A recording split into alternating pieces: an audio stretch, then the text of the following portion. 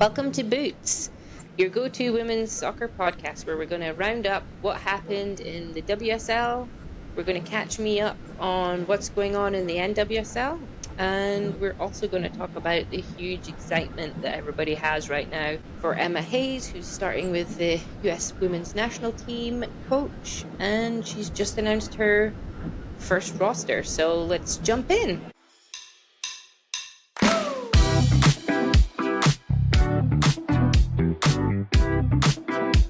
Okay, everybody, welcome to Boots. You're going to have to give us a little bit of grace here because Katie and I are doing this without our producer, Kylie. And so you're going to have to just bear with us for this episode as we muddle through this. And we shout out to Kylie, we miss you. And happy retirement to Kylie's mom, which is where she is at right now. Yeah, so, happy retirement. Time for celebration. Yes. So, yeah, welcome to Boots. Excellent. Okay, so it's kind of been a while since we've recorded, especially since Katie and I have seen each other. So we've got a lot to on, kind of. Yeah, I think I heard there was a big birthday celebration recently. You want to tell me about it? Oh my God, it was wild. So I recently turned 30. Yay, big 3-0. And Kylie helped coordinate flying in all of my best friends to Houston as a surprise. And we rented a Airbnb. Well, they did. I didn't do anything. They rented an Airbnb in Galveston, and we went to the beach. And she threw a massive surprise party for me with all of our other friends in Houston at a brewery. And I got a really nice chocolate cake. And honestly, it was the best time ever. I was so surprised. And it's one of those moments where you're just like, oh my God, I am surrounded by the best people in the world who I can't believe would go to these lengths to make me feel special and do something so kind and amazing for me. And I felt so special the whole weekend. I felt so loved. And I also just was so grateful that everyone had put in that effort to come and surprise me. And also, like, some of my friends, they're not all friends together, but they all came, and it was really cool. It was awesome. So you had lots of different friend groups, right? Kind of just all come and merge for your big celebration? Yes. Nice. So 2 of my friends are childhood friends of Kylie and I, and then one of them, shout out, was Tiffany, who's been in our podcast before talking about ACLs. And then another one came from Las Vegas, and another one came from a different town in Wyoming, who's also been my best friend for a really long time. So it was awesome. I'm so grateful. And you recovered from all of the partying? Yeah. How many days did it take? Well, that's the funny thing is my birthday was on Monday, and that was straight up a recovery day for me. I didn't do anything on that day. I worked, obviously, but other than that, I didn't see anyone. I didn't move a lot. I was just recovering from the weekend. And that was on my actual birthday. And it was a massive rainstorm that day. So I was like, this is kind of fitting and makes me feel less guilty for not doing anything. But the recovery wasn't too bad because I think once you hit 30, you're the partying isn't as crazy. I don't know. But it wasn't for me. I was we played games. We went out one night, but then the next night it was okay, can't do that again. That was great. No, we can't. We're not going out. We're gonna play drinking games and hang out at the beach house, and it was awesome. So nice. And then you had that massive storm last week, right? Out in Houston. Craziness. It was wild. Yeah, we had that crazy storm in Houston. It's called Storm Derecho now. It has a name. Oh, wow. Which I think is something funny that we do is name storms and stuff. But anyway, yeah, it was wild. Still, some Houstonians are recovering from loss of power. There were trees blown over. And I was working at my part-time job at a brewery at the time, which is made out of all windows. So I was terrified. It was really scary. You were But actually working in the evening because it happened in the evening, right? Like, well, yep, just after like dinner time or something, I heard. yeah, on a Thursday, and I was working at my part-time job, and it was scary, and it was supposed to be an Astros game, so we had all of the fans who were at the brewery heading to the Astros game, like not able to go to the Astros game, obviously. So we're all just like in there Hanging out. watching it like unfold. And I'm like worried about my dog and Kylie in our house and stuff. But we were really lucky. We fared really well.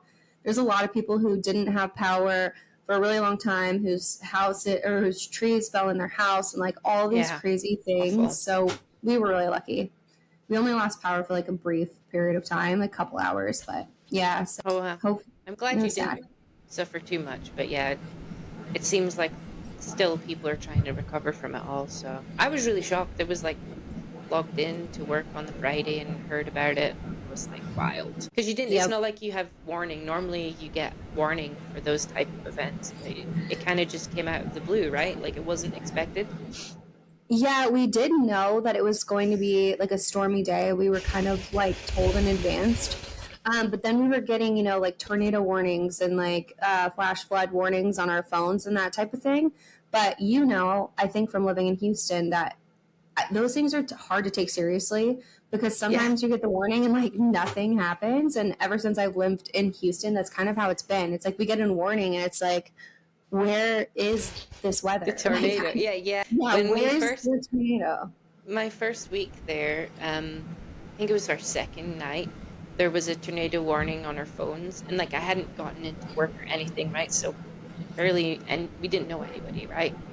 And so we got this tornado warning, and Sarah was like, "What do we even do?" And I was like, from like at my work, you had all the emergency training, and I was like, I think we go in the like a wardrobe or something, right? You have the walking wardrobes. So we went in the walk-in wardrobe and we were just sitting there. Like Sarah was like, "How long do we stay here?" I was like, "I have no idea." Because it didn't even look stormy, right? And That's then so funny. about 20 minutes later, I was like, I'm gonna have to text Jill, right? She's the only person's number that I had that lived in Houston. And I was like, I'm in the closet. Do I need to be in the closet? And she was like, "No, you're okay. I think it's at the other end of Houston or something." I was like, I don't know. Like, crazy. So yeah, I would have been the same. I would have been like, man, tornado, you always get those, but yeah, that one turned pretty wild. Yeah, and ever since I've lived here, I've never like seen one that I was supposed to take seriously. Even in Wyoming, Colorado, like when we got those alerts and stuff, it was, I don't know, it'd be very sporadic if you're supposed to take them seriously. But that one was wild. I've never seen weather like that ever. I don't think in my life. So pretty Yeah, scary. well, Honestly. I'm glad you guys were okay, and hopefully everybody else is recovering. Yeah. So, Katie, what have you been up to? What have I been up to? I think I have been away. So I went to Newcastle for like a weekend, which was a lot of fun. Actually, it was my birthday weekend. It was the end of March. Got it. That's how long like I haven't spoken to you, Trista. And then yeah, we kind of just went around the town, went to the castle. There's always a castle out here, right? So we went to the castle. We're kind of the same. We can only do like one night of going out and can't do two nights, right? So there was one big night, we were out late, and then the next day, I think I was at a men's soccer game. It's my football team there, Newcastle. And then other than that, I've been trying to think. I think I've been to Edinburgh. So I was there with work and then I stayed for a long weekend, which was a lot of fun. Kind of similar, like I met a lot of my Houston colleagues that were over here, so I haven't seen them for like 6 months. So we were out like every night, not mega partying or anything, but my social battery at the end of that week was dead.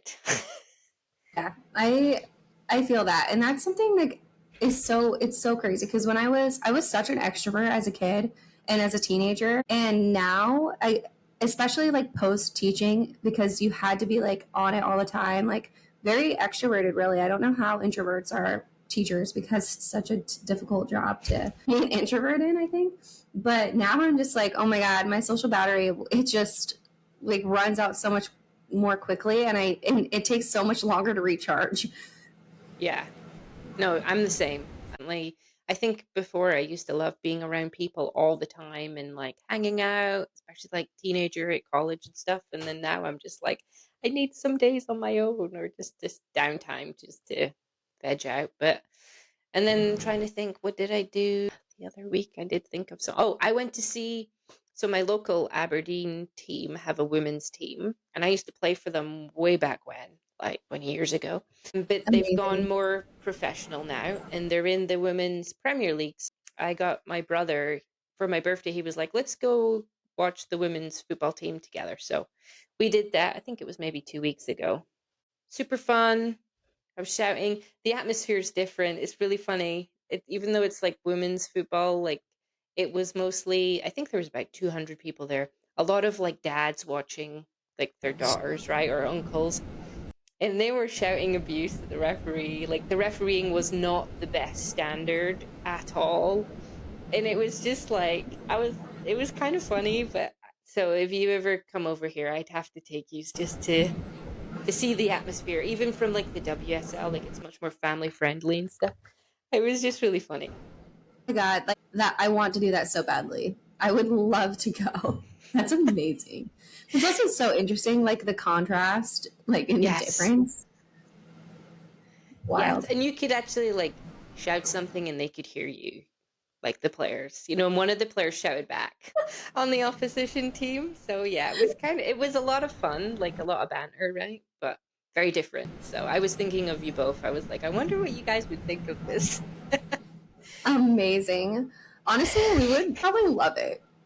Yeah. I think you would. You'd just be like, this is so much fun just because it's different, right? But they did super well. They're a really young team, the Aberdeen team. I think like lots of them in their late teens, early 20s. And some of the other team, the team they were playing, they had maybe more experienced players, but they went like 2-0 down. And then they had one of the Aberdeen players got sent off because she swore at the referee. Oh my She got God, a that's straight red. wild. And Oh then my that was before God. halftime. So I was like, oh, this is not going to be great. But they ended up coming back and scored 2 goals in the second half and equalized. So it was 2-2. And then there was 5 minutes of added on injury time at the end. And Motherwell scored a winner right at the death. That is wild, honestly. That's So it was wild. fun, right? Like it was fun. So I was really Love getting it. into it when they scored this. I was like jumping up and down. I was like, yeah. Amazing. Amazing. That is so fun. I love that. Ah, what a fun thing to do. What a great time. Yeah, exactly. Supporting women's more grassroots, I would say, than WSL soccer. So it was fun. Yeah, definitely going to go back. The season's finished now, so next season I'm going to go to more games. It's like £5, which maybe is about €8 or something. So it's not much. Amazing. That's cool. That's really fun. Yeah. It does blow my mind how much growth the NWSL, especially the Dash, still has to go in terms of it's like, such a top tier league. We've got some of the best players, women's players in the world playing there, and we still don't have the fan base that I think really deserves at the Dash games. And so even so, like we could definitely yell things and the players could totally hear us from our seats. I mean, if we wanted. And it just is wild to me that that's even possible, because I'm just like, these are like world-class athletes. They're like phenomenal players. Yeah. I'm just like, and it's cool because I've been able to get pictures after the games with like Sophia Smith and Trinity Rodman and like these amazing players and Lynn Williams, who will like Woo. come and take pictures with us just because like we have the access to the fans, and that's really cool. But at the same time, I'm just like, you guys deserve better. Like you deserve more people to be here watching and supporting you. So Yeah. I hope to see that grow, especially in Houston, because we're seeing it grow in other areas, like in California and like more on the West Coast, I think, on the East Coast. So I think that, Houston, especially with how diverse it is, I'm just shocked all the time. I'm like, how don't we have a stronger fan base here for professional women's sports, like especially soccer? How? Yeah. No, and I read something actually just a few weeks ago. Must have been when Maria Sanchez put in her trade request, right? And it was kind of like a little wild because she got that great contract. Did it make her the most expensive player from earnings in the NWSL? I can't remember, but it was like she still wanted to be traded, right? And there was a lot of comments on some of the articles around how the Houston Dash don't really promote their women's team, like the Houston organization, right? Don't really promote their women's team. And when I sat back and thought, I was like, yeah, I am surprised how many people go to the Dash game. It is low for how popular NWSL is compared with other teams as well, especially new teams. They seem to they have a strategy around marketing and growth of supporters and building that fan base. Like, look at Angel City, their fan base is huge. Yep.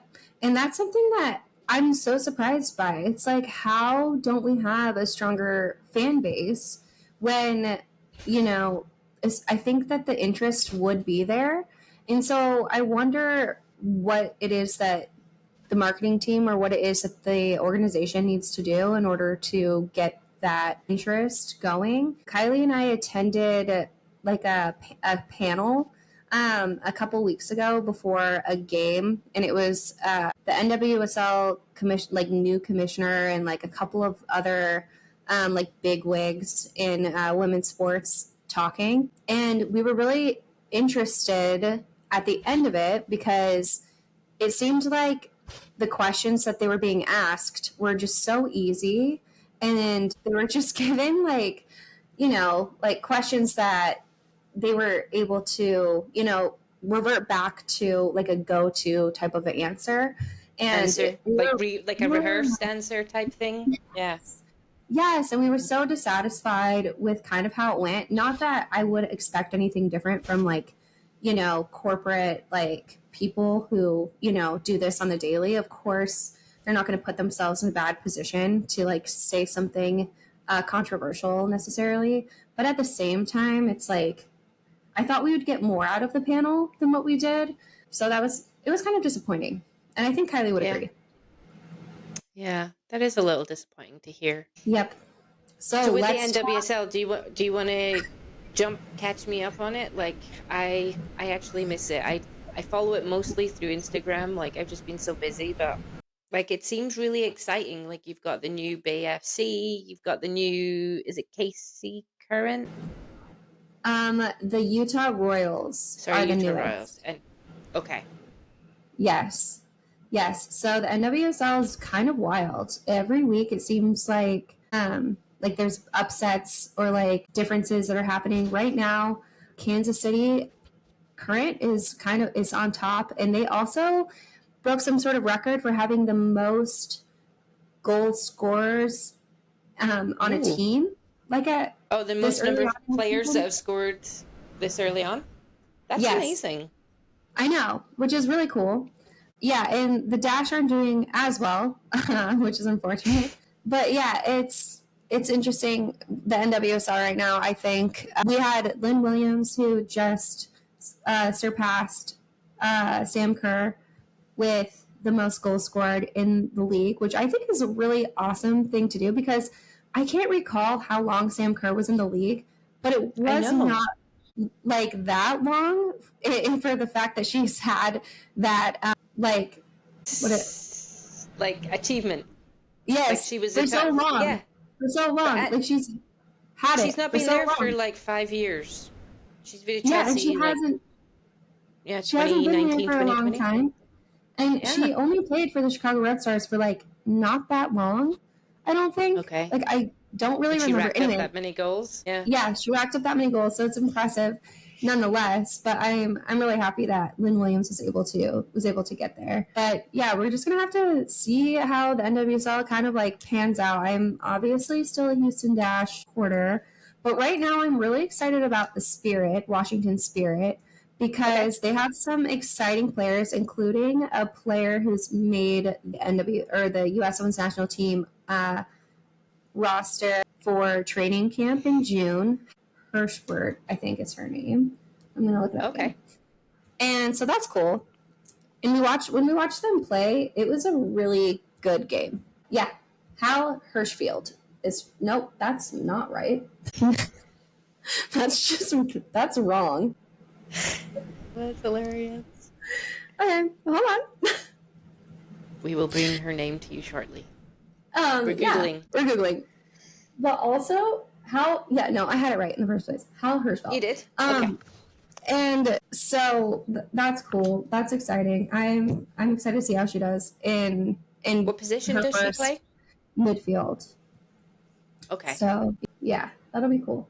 And then we have what I think is also interesting is so the U.S. Women's National Team coach from the last couple of years, his name, help me, what was it? Brain, why are you doing this to me? Yeah, I can't remember either. I kind of scratched him from my memory. Okay, Vlatko Andonovski. Yeah, Vlatko. Yeah. Okay, so I kind of scratched my memory. Vlatko Andonovski, he was our coach for a really long time for the U.S. Women's National Team. After like a poor showing in the World Cup, he stepped down obviously, or like was like forced to. I don't know. But he is the coach of the Kansas City Current, who's number one. Yeah, and thriving in the WSL, which is just so interesting to me. So I think that's kind of cool for him. And it's kind of awesome to see, because you don't like wish someone to do poorly, you know what I mean? And he seems like a good person, especially he just didn't get the results that were necessary, especially, and with the turnover, with the position of, the world kind of like getting more competitive in women's soccer just in general. I think he was in a tight spot, although obviously could have done better. But he's really like crushing it with that team. I forgot he went there because I was like, well, this will be interesting to see how he does, right? Like afterwards. But so thanks for reminding me about that. Does surprise me. But there you go. Like, but then I think the international football is different to like domestic leagues, right? And so like I think I read also in the last month that like the NWSL, so like the new Bay FC team, so Jen Beattie from Arsenal plays for them, so I follow them quite regularly because she's a Scot, right? I want her to do well. Yes. And I used to live in that area, so I was like gutted. But I'm happy they have a team, but I'm also gutted it wasn't there when I was there. But I was reading that the coach there once, so like the NWSL play is quite transitional, and he is wanting to play differently, play more out from the back, keeping the ball, like possession football, maybe more similar to like some of your Barcelonas and stuff, right? So again, maybe like that's also part of the change is like you said, the other teams are progressing around the world, but they have a different style. So maybe people figured out like the US women's national team type style and have counteracted it. So I think it'll be interesting to see how you guys fare in the Olympics. Kind of like a mini test, right? Before the next big, I guess, World Cup, or you probably play a Copa America or something out there, don't you? It's like your American teams and the Southern American teams. Yeah, it will be interesting. It's also kind of interesting because the NWSL has a different style of play, and it does seem like whenever like there are teams who like Bay FC, for instance, they're not doing very well. Like I think they've only won like a couple of games, and even they've only won 2. Yeah. Okay, and the Dash even when they went there, that was like one of I would say the best game they had. So it's interesting to try to like force, or not really force, but try to maneuver your team to play a different style of play in a league that is so I guess direct style of play, and I think that's why players like Sophia Smith and like Lynn Williams are so successful in the NWSL, but maybe aren't as successful like on the world stage. And so I think we talked about this on our podcast previously. We were like, oh, it'd be so cool to see Sophia Smith, like go to Europe. But then at the same time, Sophia Smith is one of the highest paid players in the NWSL. And she is like living her best life, in Portland, and just like, so it's kind of like they're at the end of the day as well, they're human beings, And they've got to consider so many other factors than just, like pushing forward their football career. And even so, did you ever watch the Beckham documentary? Okay, do you remember when he chose to go to Italy, back to Italy, because he wasn't finished with his football career, and it really put a strain on his wife and his kids and his family and all that. It's just kind of makes you think about priorities and things like that. And at the end of the day, all of those things when it comes to just switching clubs, like Kristen Mewis, deciding to go to West Ham. She could be in London with Sam Kerr and that type of, it just makes sense. You know what I mean? And so you got to think about that too, even if it would progress their game. At the same time, it's I don't know that. Yeah, you're away from family, and then the other thing is if you're a US player, you're always having to travel back for the international games for the windows, right? They happen throughout the seasons. Like Claire Emsey plays in the NWSL, and she still plays for Scotland, and she has to do a long haul flight to come home I want to say it's at least every 3 months to play for Scotland.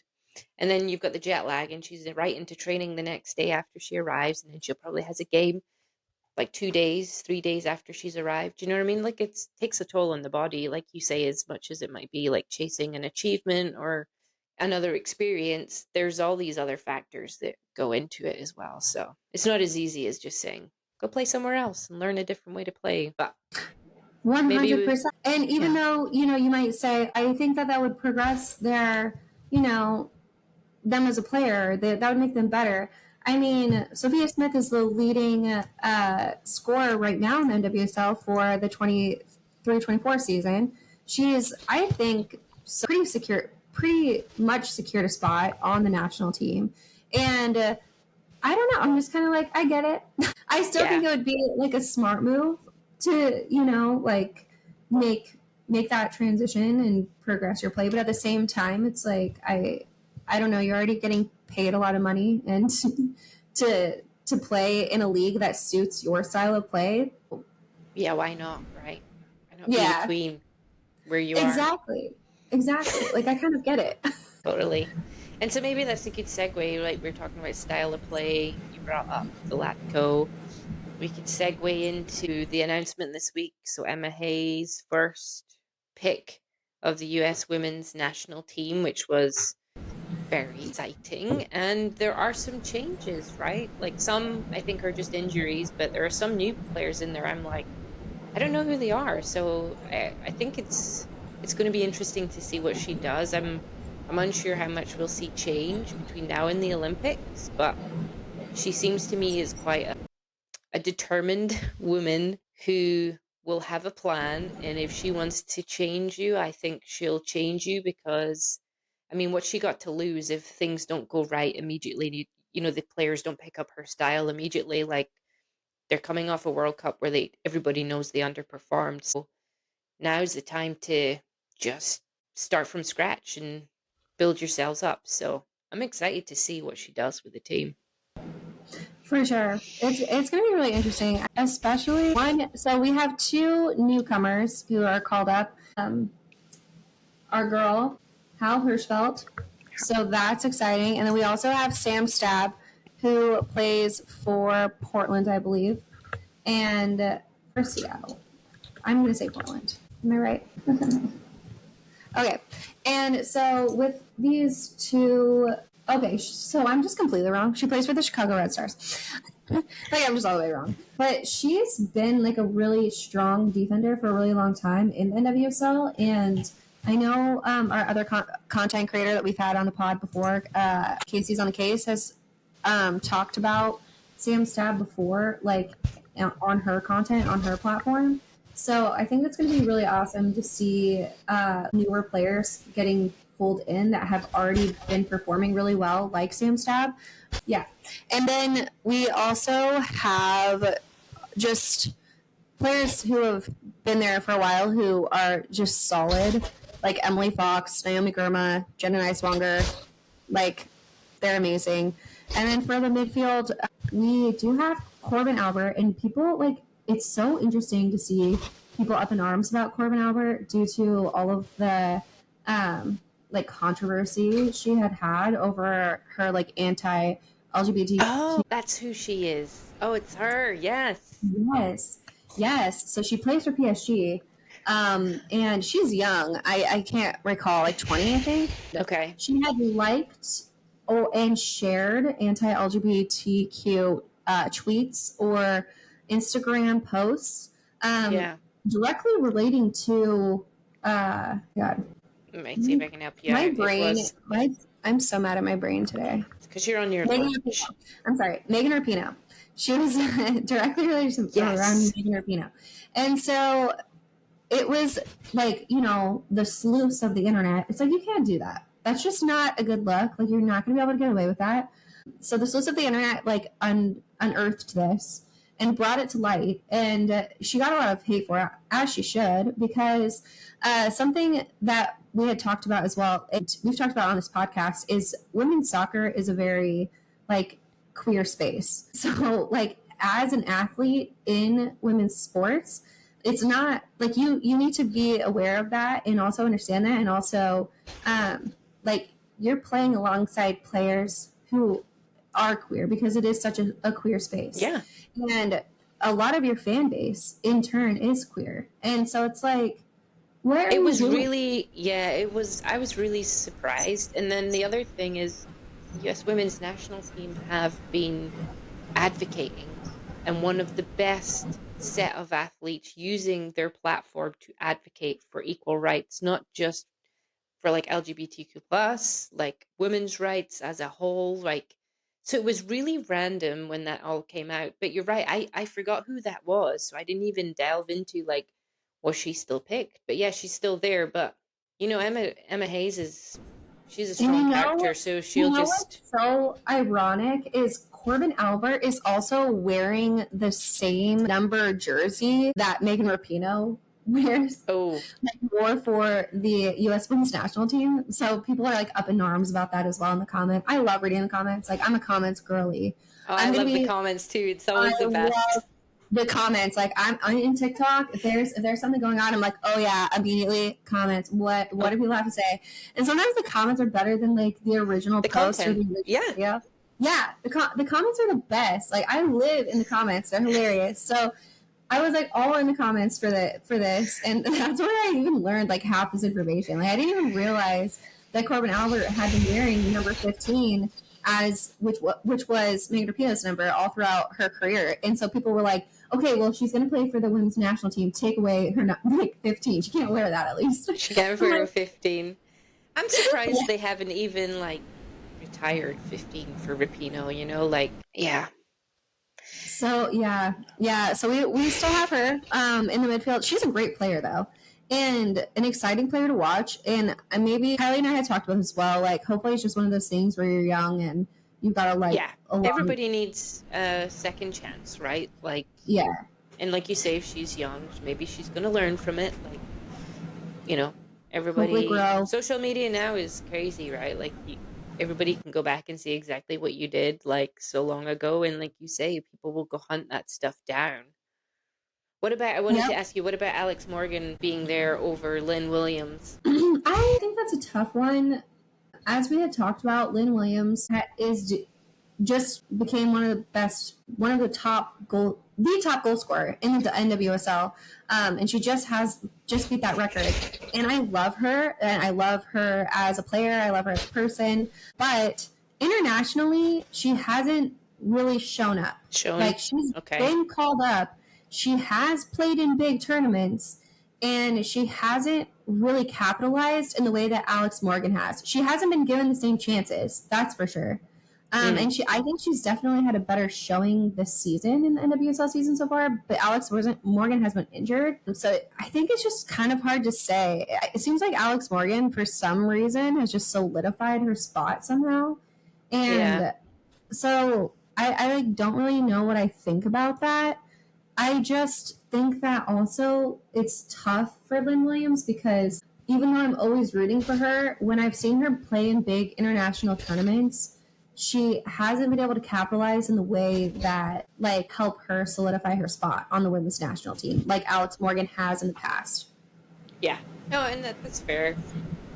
Like until you actually said that out loud, I guess I hadn't really, like, I know her from the NWSL, but I don't know her as a US women national team. And given that she's of an old, like, she's like, what is she, early 30s? 31. Yeah. So, that maybe says a lot. Like, I hadn't been aware of her because she's not so successful on the internet. Because there is a jump, right, from playing domestically to playing internationally. So maybe that's a good point. Good reason. And like she's so fast, and she's so like she's a player that plays really direct, so she's really successful in the NWSL, and that hasn't translated that well internationally. Even though I can't believe I'm critiquing her because I literally love her. I love you so much, Lynn Williams. She's like I think that's probably why she was left off the roster, especially if somebody like Emma Hayes, who is coming from Europe, is choosing this roster. Yeah. And one thing though that I think is that people aren't talking about enough that's really weird is Crystal Dunn is listed as a forward, and she's been playing Yes. defense for the U.S. Women's National Team for like I don't even like a decade probably. Like, she's been playing like outside left back for like forever on the women's national team. So I think it's so interesting that she is listed as a forward. And when I saw that, I was like, I even think that's like more shocking than some of the other things, because why do we have Crystal Dunn listed as a forward when she's never played forward for the women's like U.S. women's national team, and then we are leaving off Lynn Williams. Like that's the part that I'm not really sure about. Although has she never played forward for any of the NWSL teams, or she has? So she has been moved all around Okay. position wise, but when we watched her play, she was playing defense like just recently, and like outside wing, like moving up, type of a thing. But definitely not forward, definitely not like in a goal scoring like position. I know when she played in college, she was a forward and she was like a goal scorer, and she was like that was what she was good at, and she kind of got like moved back into that role when she was playing for the women's national team. So I think it's just going to be really interesting, and I wonder why that move was made. Like, what's going on behind the scenes that Crystal Dunn is called up as a Named forward? as a forward. It'd be interesting to see. Maybe that's a hint that Emma Hayes is really changing things up, and maybe your formations are going to change, right? And she'll have. One thing I will say is like Vlad never changed his formation, right? Even when you were struggling, he never seemed to have his plan B. So I do think maybe that's what she's gonna have. She will change.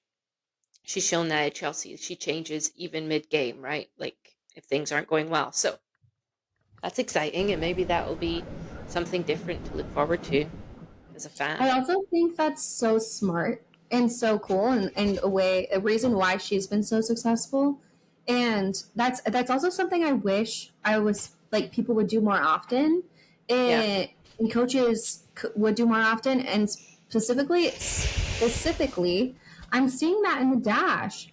I'm like, why are we hell bent on this three back like situation? It's like not that effective right now. Like, I just don't understand. Like, if you're constantly seeing something not work, I don't understand why you would be like, you know what, we're just gonna practice some more and keep doing it. It's like, and it's all about your team, right? It's not just about the formation. Your players kind of dictate the formation that you should have. It's like the skill set that they have shows you how like you should structure that team. Yeah, like how you should use them, which Vlatko wasn't good at. And I think that's what Emma Hayes is really, really good at.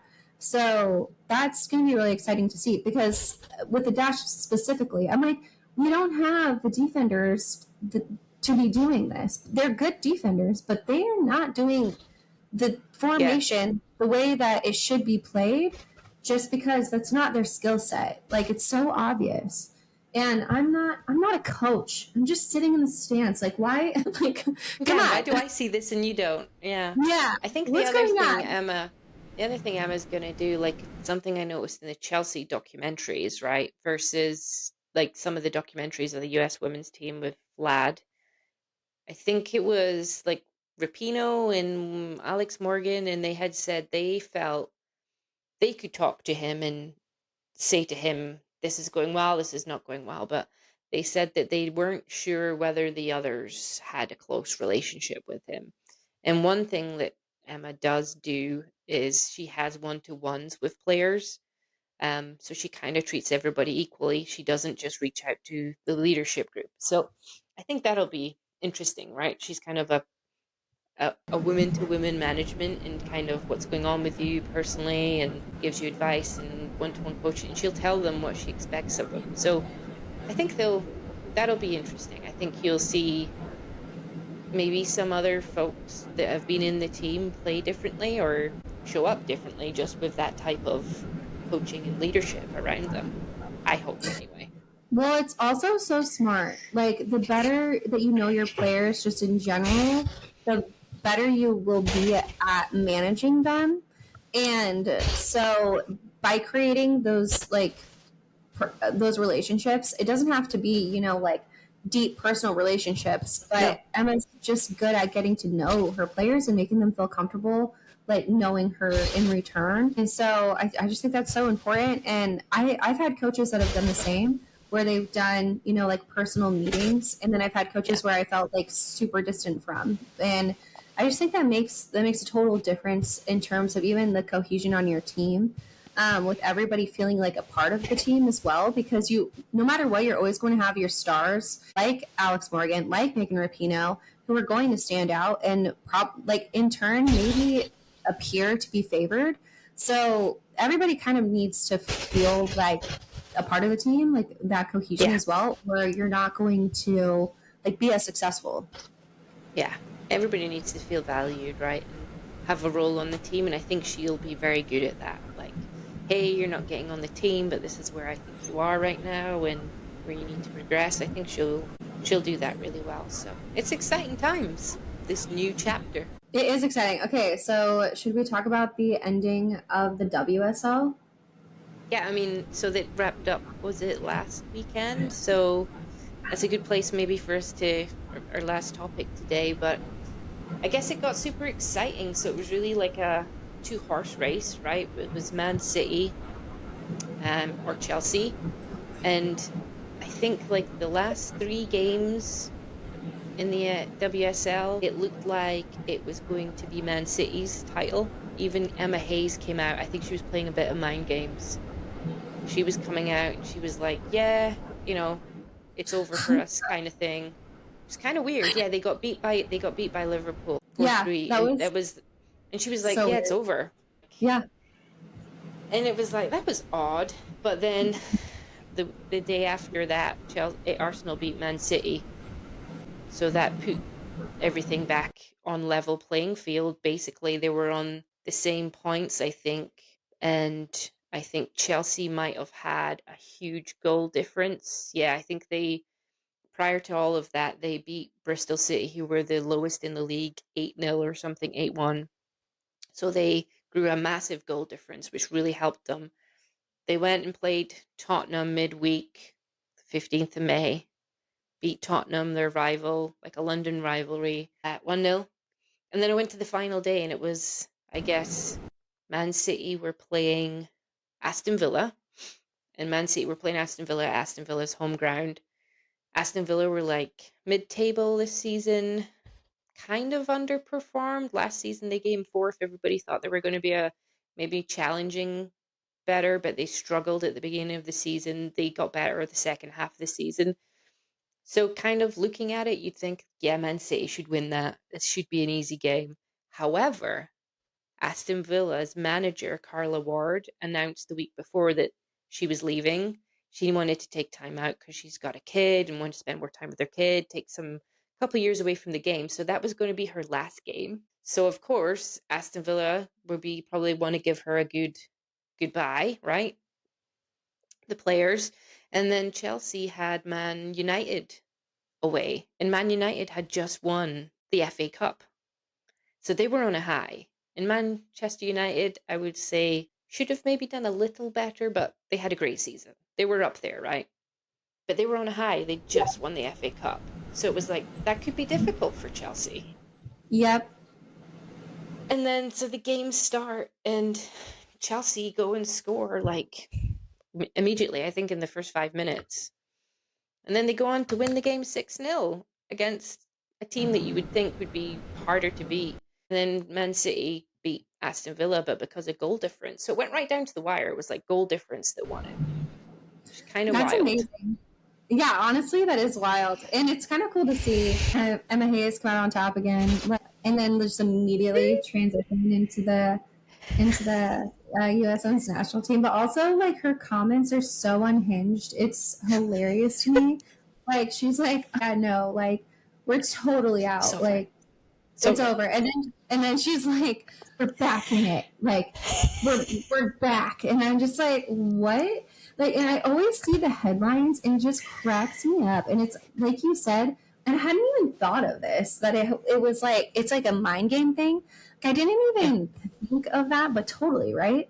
Totally. Yeah, I think she's become like, and it's in the men's game. You see it in the Premier League. There's tons of mind games from the managers to put pressure on other teams, like take pressure off their own team. They use the media really well. And I think she's just that savvy a manager. She was like, in the women's game's getting so much coverage now. She just played it. And I was like, but no one had done it in the women's game, like so outwardly spoken, right? Like it even when Chelsea played Arsenal, she had that to do with Jonas at the end, where she like pushed him. Yeah. There was that whole thing, right? She's become really like outspoken. It was kind of madness. No, literally. I know. That's what I'm saying. Like, she's kind of unhinged lately. I'm like, what is going on with you? And also, like, some of her interviews like make no sense. Like, didn't she like quote Harry Potter at one point, and then like another time, she was talking about, after having done that, pushed that other manager. Yeah. She was talking about she went on this massive rant about talking about her son, or like what I don't even know. It made no sense. Yeah, she went off and about a bully. Yes. She came over an analogy about a bully at school and her son, talking about her and Jonas, right? Yes. I think she was saying that Jonas was the bully. And it was so wild. And then she went off and quoted Harry Potter. Because she literally was like, I think what she was saying was, as well, like, she probably shouldn't have pushed him. Because she said he was the aggressor, right? Because she was defending Aaron, right? He was being quite aggressive at Aaron, the player. So she was defending Aaron, but at the end of the day, it was like, yeah, but you pushed him. He didn't actually touch. It was like wild. And then instead of just apologizing, she's like, I'm not apologizing to a man, so I'm just going to come up with this really weird analogy. Yeah, no, I know. Instead of just going like, I'm wrong, right? Like it was. Yeah, no, literally. I kind of get it, but I'm also a bit like, it was a bit mental. Exactly. It's so unhinged. Her behavior has been like wild. And so I'm like, okay, you're going directly from like acting like that to coaching the like, she gets no break. And then coaching the, U.S. Women's National Team. So I'm like, I'm so interested to see how this is going to go. And I wonder if sometimes she's just kind of like, yeah, fuck it. I'm just going to say whatever I want. And I don't care.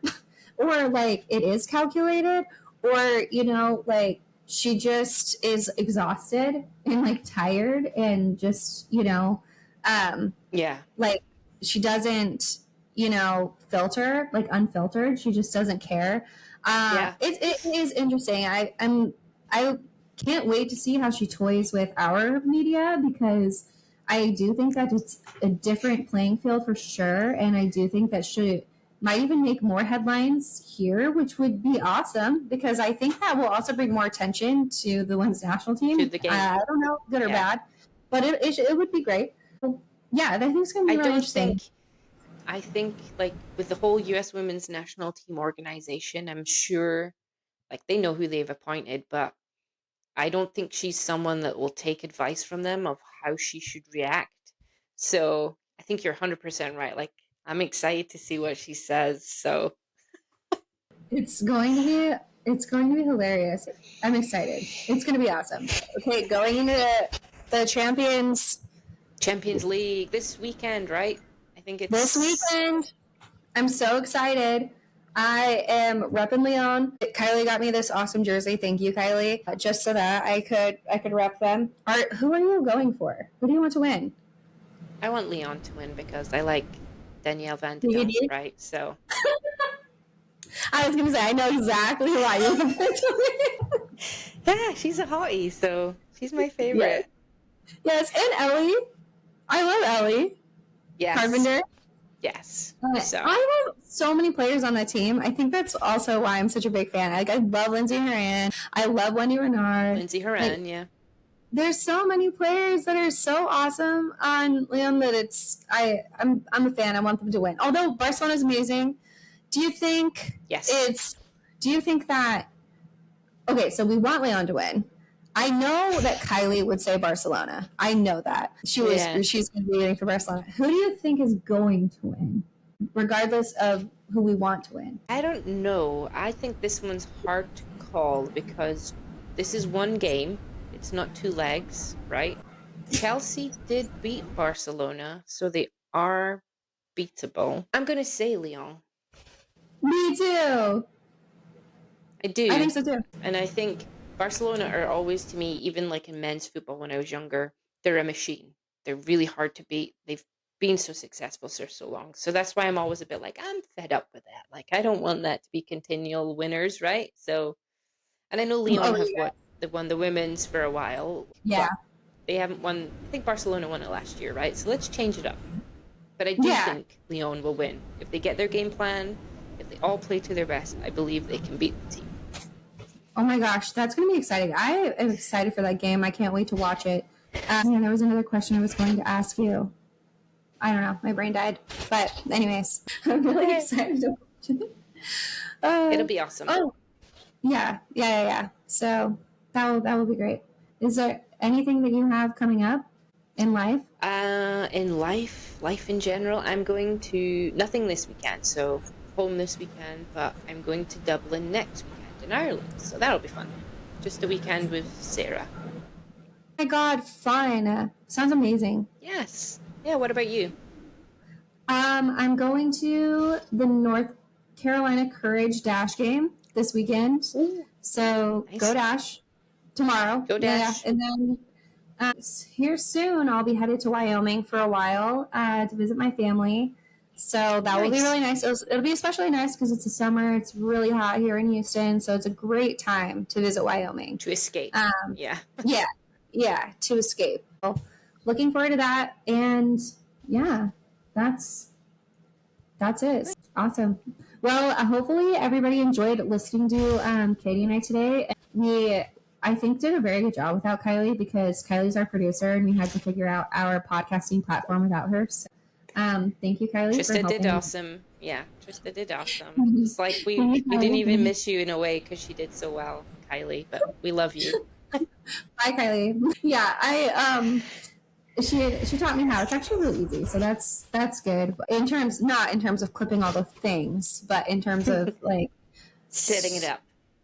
Yeah, clicking a button to say start. That went well. So, yay. Thank you all for joining us, and we will catch you next time. Bye. Thank you all for listening to Boots today, your go-to podcast for all things women's soccer. And we hope that you have a great rest of your week. Yay!